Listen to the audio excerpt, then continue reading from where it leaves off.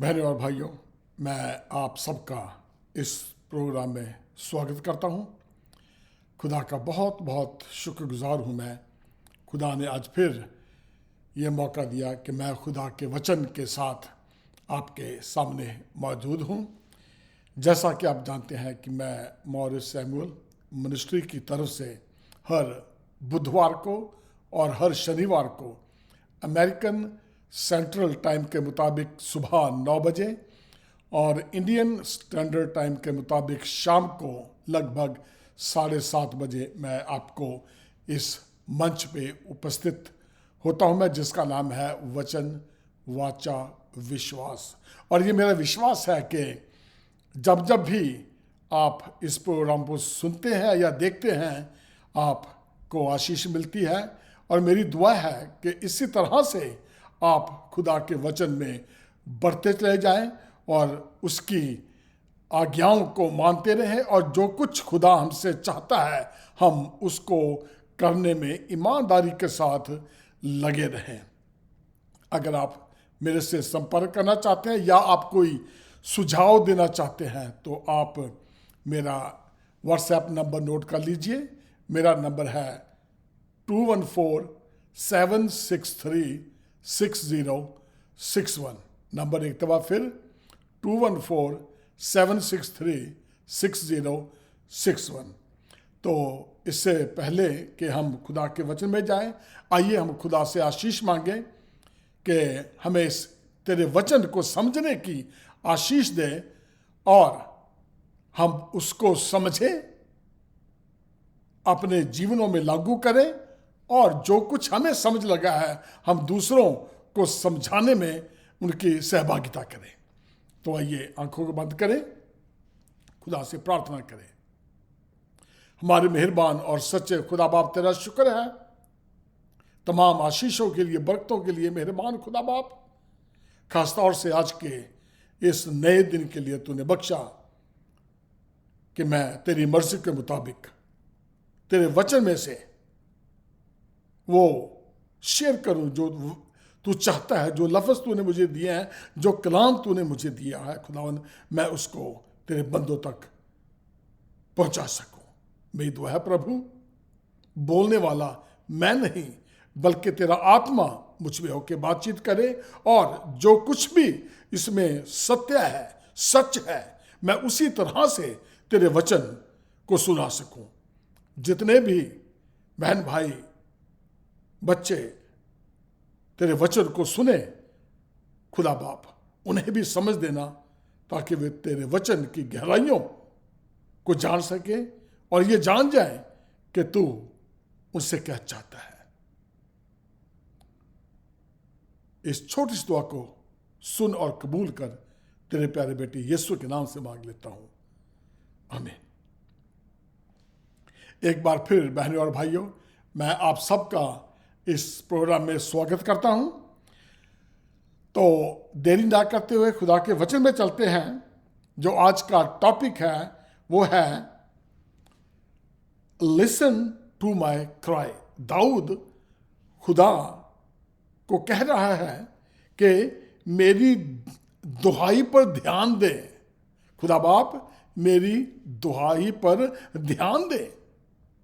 तो हम जानते हैं कि जब हम खुदा के सामने गिड़गिड़ाते हैं, रोते हैं, अपने सच्चे दिल से पश्चाताप करते हैं, या हम उससे कुछ चीज़ मांगते हैं, तो क्या है, खुदा हमारी दुआओं को सुनता है। हमारे रोने को, हमारे चिल्लाने को, हमारे दिल से पुकारने से खुदा क्या है, हमारी दुआओं को सुनता है। ठीक दाऊद भी जब परेशानी में होता था तो खुदा के साथ बैठ के सामने वो उससे हम कलाम होता था, रोता था, उससे मांगता था खुदा कि बता अब मैं आगे क्या करूं। तो अगर हम भजन संहिता चैप्टर 5 उसकी 1 से 12 आयत को हम उसकी स्टडी करें या उसको पढ़ें तो हम जानेंगे कि दाऊद अपनी सुरक्षा के लिए प्रभु से किस प्रकार प्रार्थना करता है, और बार बार कहता है कि मेरी दुहाई पर ध्यान दे। क्या खुदा उसकी दुहाई को सुन लेता है या खुदा हमारी दुहाई को सुन लेता है? जब हम प्रार्थना करते हैं तो ये सवाल है मेरे लिए और आपके लिए। अगर आप ये जानते हैं कि जब हम खुदा से दुआ करते हैं तो क्या खुदा हमारी सुनता है? अगर सुनता है तो क्यों सुन लेता है? अगर नहीं सुनता तो उसकी क्या वजह हो सकती है? हमारी खुदा क्यों नहीं सुनता? मैंने बहुत से लोगों को देखा है, बीमारी के बिस्तरों पे पड़े हुए हैं, तंग है, तकलीफ में हैं, लेकिन उनको भरोसा है कि खुदा हमें ठीक करेगा। उनको भरोसा है कि खुदा हमें ठीक करेगा, लेकिन इसके बावजूद भी वो दुख में है, पीड़ा में है, परेशानी में है। तो क्या वजह हो सकती है? जानिए, आज हम उस चीज को गौर से देखेंगे कि क्या कारण है कि खुदा हमारी दुआओं को नहीं सुनता। अगर सुनता है तो ये आप समझ गए हैं कि जो लोग खुदा के साथ ठीक चलते हैं, उसकी इच्छाओं के मुताबिक चलते हैं, खुदा उनकी सुन लेता है। और अगर नहीं सुनता तो आज हम उसके बारे में देखेंगे कि खुदा क्यों हमारी दुआओं को नहीं सुनता।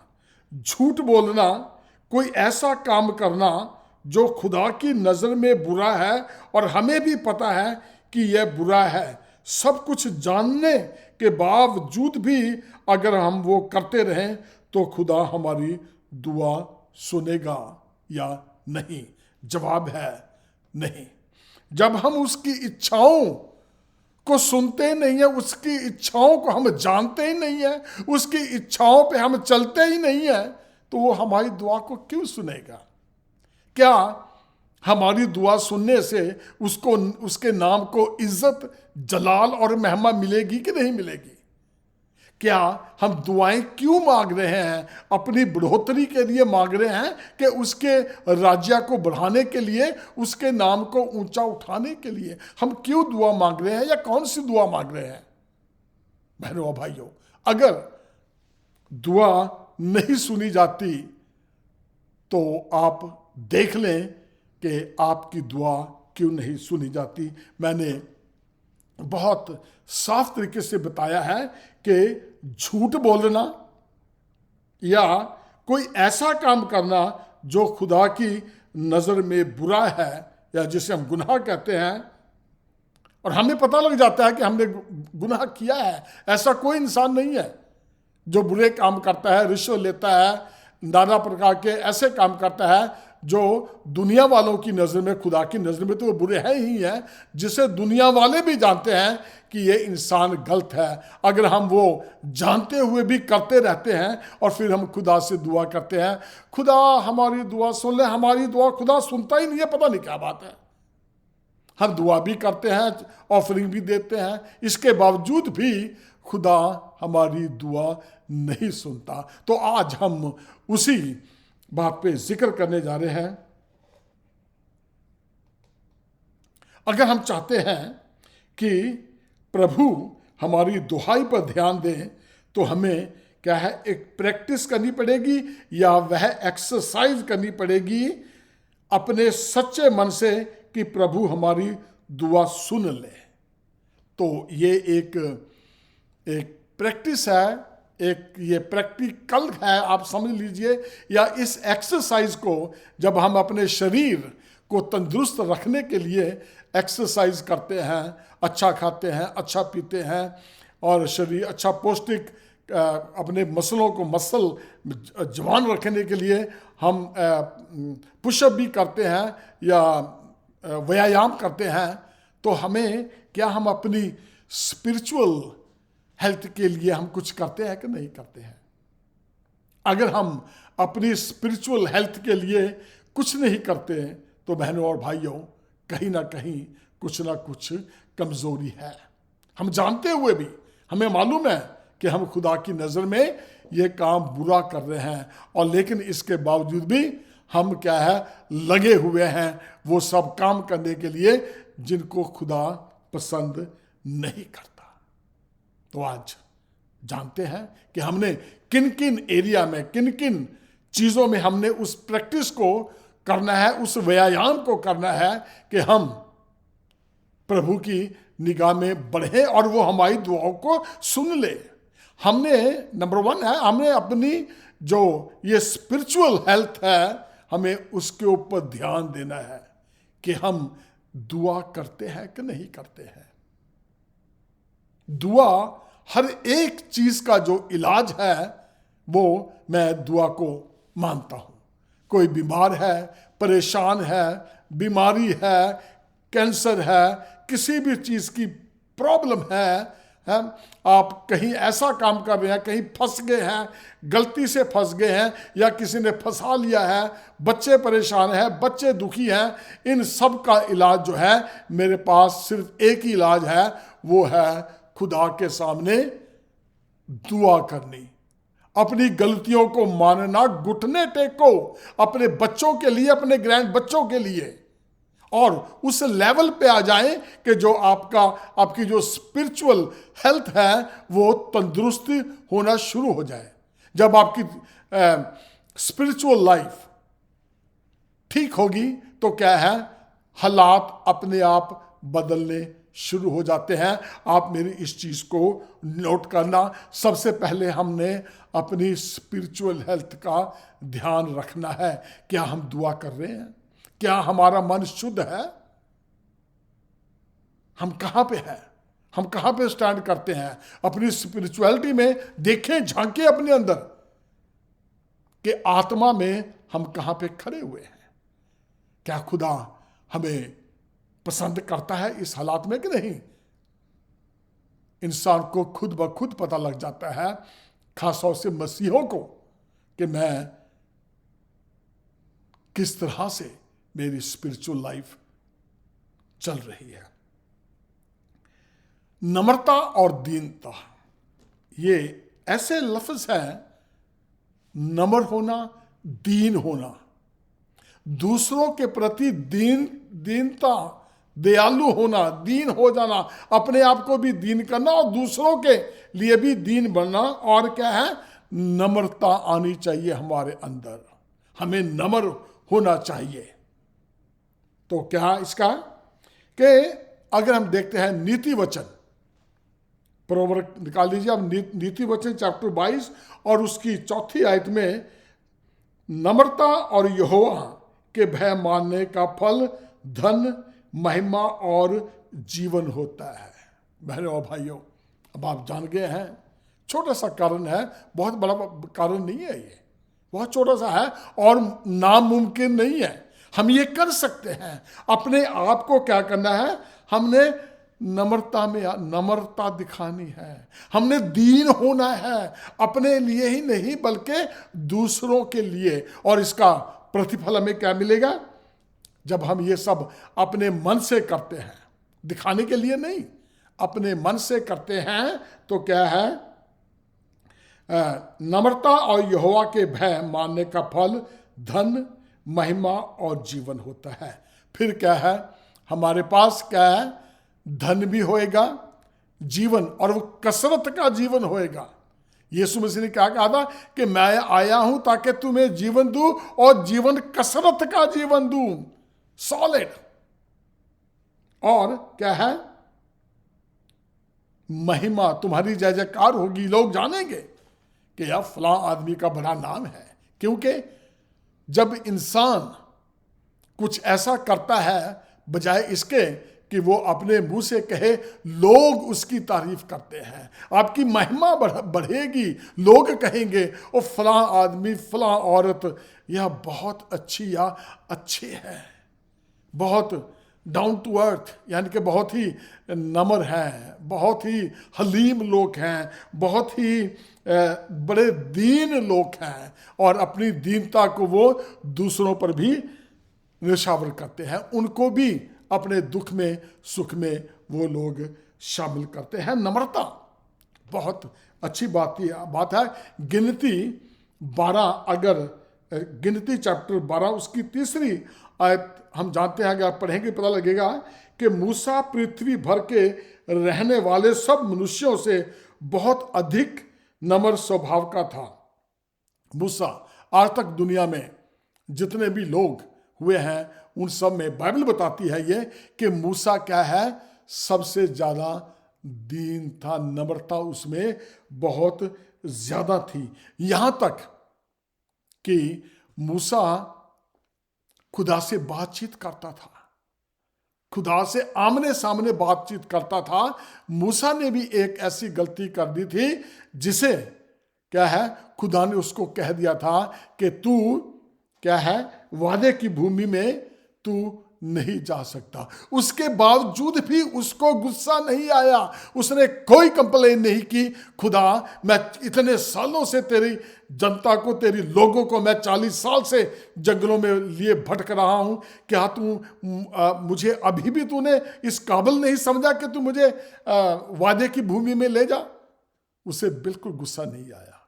उसने जो कुछ भी खुदा का फैसला था उसने क्या है, उसको हाँ मंजूर, उसने कोई कंप्लेन नहीं की। बड़ी दीनता के साथ उसने खुदा के उस फैसले को क्या है, मान लिया। खुदा के फैसले का उसने स्वागत किया, कोई कंप्लेन नहीं, नो कंप्लेन एट ऑल। तो बड़ा छोटा करना है, अपने आप को दीन करना है। मत्ती चैप्टर 23 उसकी 12 आयत हमें बताती है कि जो कोई अपने आप को बड़ा बनाएगा वह छोटा किया जाएगा, और जो कोई अपने आप को छोटा बनाएगा वह बड़ा किया जाएगा। यीशु मसीह के मुंह से निकले हुए ये शब्द है।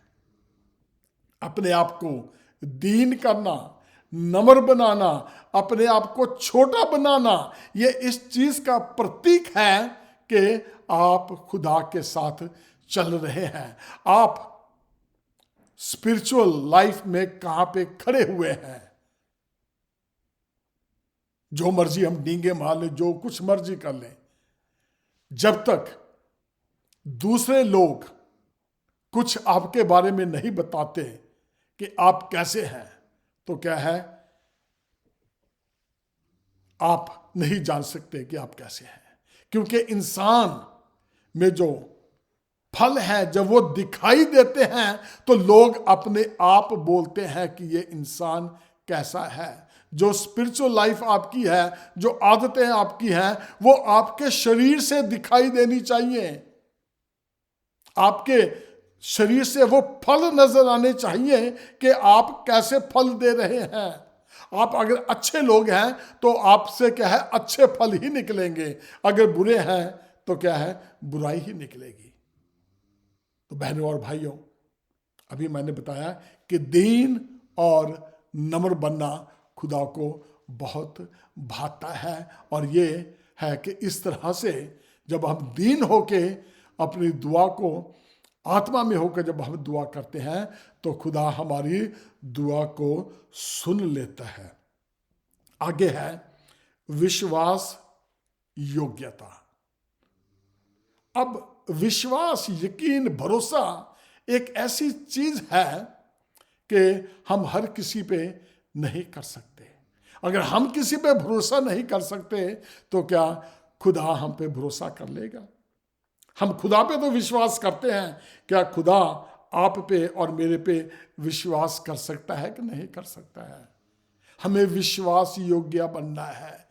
हम तो खुदा को मानते हैं, खुदा हमारी हर जरूरत को पूरा करता है, हमें विश्वास है कि वो करेगा। क्या खुदा मुझ पे या आप पे भरोसा कर सकता है कि जो काम मैं मॉरिस को दूंगा या जो काम मैं किसी और को दूंगा वो उसे पूरा करेगा? हमें विश्वास योग्य बनना है। निर्गमन चैप्टर 25 और उसकी 9वीं आयत में हम जिक्र करेंगे एक बार फिर मूसा का। खुदा ने मूसा को निवास स्थान और उसके सब सामान को का नमूना उसने खुदा ने उसे दिया था। उसे कहा था कि उसी के अनुसार तुम लोग उसे बनाना। और मूसा ने निर्गमन चैप्टर 39 और 43 आयत में कहा, जब सब कुछ उसने खुदा के मुताबिक किया, जो कुछ भी खुदा ने उसे नक्शा दिया था, ब्लूप्रिंट दिया था, नमूना दिया था, उसने खुदा के भरोसे पे वो खरा उतरा। उसने कोई ऐसा काम नहीं किया कि अपनी मर्जी से इसको छोटा कर दो या इसको बड़ा कर दो। उसने जो कुछ भी खुदा से सुना था, आज्ञा ली थी, उसने खुदा की मर्जी के साथ उसकी मर्जी को पूरा करते हुए वो सारा काम उसने किया। आप ये निर्गमन चैप्टर 39 उसकी 43 आयत में पढ़ सकते हैं। उसमें कहा गया, सारे काम का निरीक्षण किया मूसा ने, और जो कुछ खुदा ने कहा था वही सब कुछ प्रभु के अनुसार ही किया। पूर्ण रूप से क्या है, उसने अपनी क्या है, विश्वास योग्यता सिद्ध कर दी। जो कुछ खुदा ने उस पर भरोसा किया था, विश्वास किया था, उसने उस विश्वासता को क्या है, खत्म नहीं होने दिया। उसने उस चीज को पूरा किया क्योंकि खुदा को उस पर भरोसा था, और वो अपनी क्या है, अपने विश्वास योग्यता में खरा उतरा। उसके मुताबिक उसने वो सारा काम किया जो खुदा ने उसको कहा था। तो बहनों और भाइयों, क्या हम जो खुदा मेरे से और आपसे चाहता है, क्या हम उसमें खरे उतर सकते हैं? अगर हम चाहते हैं कि खुदा हमारी दुआ को सुने, हमारी दुहाई को सुने, तो हमें खुदा का विश्वास योग्यता दिखानी है अपनी खुदा को कि मैं इस काबिल हूं। जब तक हम इस काबिल नहीं हो जाते कि खुदा हम पे भरोसा करे, उस वक्त तक हम अपनी दुहाई को खुदा तक कैसे पहुंचाएंगे? और खुदा क्यों सुनेगा मेरी और आपकी दुहाई अगर हम उसके मुताबिक अपने जीवन को बसर कर ही नहीं रहे, हम उसकी आज्ञाओं को मान ही नहीं रहे हैं? खुदा क्यों कर सुनेगा? Think about it. इस पे गौर करें कि मैं कहां पे खड़ा हूं। क्या कारण है कि खुदा मेरी दुहाई को सुन नहीं रहा है? मूसा की तरह अपनी विश्वास योग्यता को सिद्ध करें, खुदा जरूर सुनेगा। आगे है पूर्ण रूप से आज्ञाकारिता। हमें हुक्म मानने वाला बनना है पूरे तरह से, आधे तरह से नहीं कि आधा हुक्म मान लिया है और बाकी हुक्म माना नहीं है या मानने के लिए अभी टाइम नहीं है, या जो जो आसान है वो मान लो, बाकी देखी जाएगी जो बाद में होएगा। हमें आज्ञाकारी होना है। आज्ञाकारिता में हमने नंबर 1 बनना है। आप जानते हैं कि पहला सैमुएल चैप्टर 15 अगर हम पढ़ें तो उसमें आप जानेंगे कि खुदा ने एक राजा को चुना जिसका नाम शाऊल था। सैमुएल ने उसे अनॉइंट किया था। आप सारी कहानी मैं सुनाऊंगा क्योंकि आपको पता है। तो एक टाइम ऐसा आया जब वो खुदा की नजर से गिर गया क्योंकि उसने खुदा की आज्ञा को नहीं माना। पहला सैमुएल 15:22-23 में अगर पढ़ें तो लिखा है, सैमुएल नबी ने राजा शाऊल को कहा, क्या यहोवा होम बलियों और मेल बलियों से उतना प्रसन्न होता है जितना कि वह अपनी बात के माने जाने से प्रसन्न होता है? बहनों और भाइयों, जितनी मर्जी कुर्बानियां दे लो, जितने मर्जी 10वें हिस्से दे लो, जो कुछ मर्जी नाक रगड़ लो, जब तक आप खुदा के साथ आज्ञाकारी नहीं है, उसकी आज्ञाओं को नहीं मानते हैं, खुदा हमारी दुहाइयों को सुनने वाला नहीं है। हमारी प्रार्थनाएं सुनी नहीं जाएंगी क्योंकि उसमें आज्ञाकारिता नहीं है। हम खुदा के वचनों पे नहीं चल रहे हैं। जो खुदा ने हमें हुक्म दिया हुआ है, हम उनके हुक्मों को नहीं मानते। अपनी तरफ से हम जो मर्जी करते रहे, लेकिन खुदा को हम इग्नोर कर देते हैं। जब हम खुदा को इग्नोर कर देते हैं, हमारी खुदा क्यों सुनेगा? गौर करें इस चीज पे। आज्ञा मानना कितना जरूरी है। और फिर आज्ञा मानने सैमुअल ने कहा कि आज्ञा मानना बलि चढ़ाने से उत्तम है, और खुदा ने राजा के रूप में शाऊल को अस्वीकृत कर दिया। बहनों और भाइयों, जब हमें खुदा ने कोई ओहदा दिया है, आप सुपरवाइजर हैं, आप मैनेजर हैं, आप क्या है, बड़े डायरेक्टर बन गए हैं, तो क्या होता है अगर आप किसी तरह से उनके लिए अयोग्य ठहराए जाएं या कोई ऐसा आपने गलत काम किया, तो क्या है, वो आपको आपकी जॉब से क्या है, निकाल सकते हैं, आपको अपनी नौकरी से हाथ धोना पड़ सकता है। ये दुनियादारी की बात मैं कर रहा हूं। और अगर कोई ऐसा ओहदा जो खुदा ने आपको दिया हुआ है, आप खुदा से ईमानदारी से नहीं चल रहे बहनों और भाइयों, तो याद रखना, खुदा हमें भी अयोग्य करार दे सकते हैं। खुदा सबके फैसले क्या है, सच्चाई और खराई से करता है। वो किसी का पक्षपात नहीं करता। उसकी नजर में गरीब, कंगाल, अमीर, राजा सारे क्या है, एक जैसे हैं। वो कोई ऐसा काम नहीं करता जिससे कि कोई उंगली उठाए कि मैं गरीब हूं और वो अमीर था, खुदा ने उसको मौका दे दिया। नहीं, ऐसा कभी ना सोचना। खुदा की नज़र में अमीर और गरीब, छोटे बड़े, अनपढ़ पढ़े लिखे सारे एक जैसे हैं। वो सबका फैसला बड़ी ईमानदारी से करता है। खुदा नज़रअंदाज नहीं कर सकता। आप छोटे से छोटे काम में ईमानदारी दिखाएं, आज्ञाकारिता दिखाएं, खुदा आपको ऊंचा उठाने में कोई कसर नहीं छोड़ेगा। आखिर में भजन संहिता 107 और उसकी 21 और 22 में यूं लिखा है, लोग यहोवा की करुणा के कारण और उन आश्चर्य कर्मों के कारण जो वह मनुष्यों के लिए करता है उसका धन्यवाद करें और वे धन्यवाद बलि चढ़ाएं और जय जयकार करते हुए उसके कामों का वर्णन करें। खुदा हमसे ये बहुत ही ज्यादा क्या है, उम्मीद रखता है, चाहता है कि हम अपनी शुक्रगुजारी की भेंट उसको चढ़ाएं। इससे ज्यादा कोई बड़ी कुर्बानी नहीं है। धन्यवाद की भेंट, शुक्रगुजारी की कुर्बानी, थैंक्स गिविंग। और होता क्या है, जब हमारे दिन बदलते हैं, पहले हम बड़ा नाक रखते हैं खुदा के सामने, और खुदा ये कर दे वो कर दे, तेरे पास आते हैं, 10वां हिस्सा भी दे दिया। अब क्या है, खुदा हमारी दुआ को सुनता है। बड़े सीधे हम लोग उस वक्त और दुआ कर रहे हैं और खुदा ने हमारी दुआ सुन भी ली है। और फिर क्या होता है, जब खुदा आशीष देना शुरू करता है, धीरे धीरे हम बहुत बड़े हो गए हैं और एक तरह से हम बड़े हो रहे हैं, और क्या है, स्पिरिचुअल तौर से हम नीचे नीचे को आना शुरू हो जाते हैं। और फिर क्या है, खुदा हमें याद दिलाता है, हाँ भाई कहाँ पे खड़े हुए हो,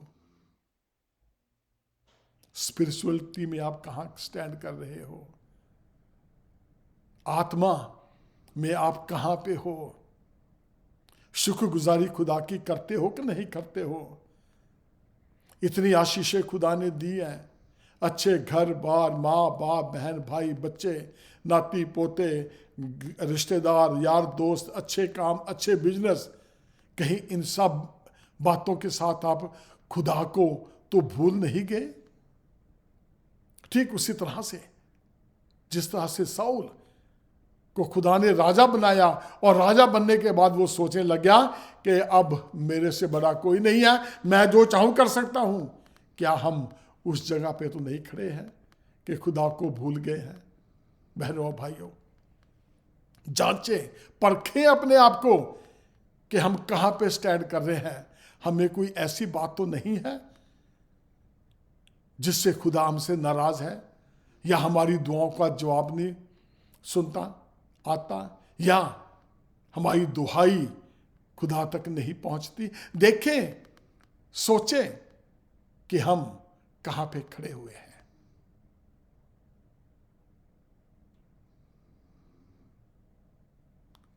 खुदा का शुक्र है, उसने हमें अच्छा वचन दिया, अच्छा कलाम दिया, ताकि हम उसके वचन को सुन के पढ़ के अपने जीवन में हम काम कर सकें।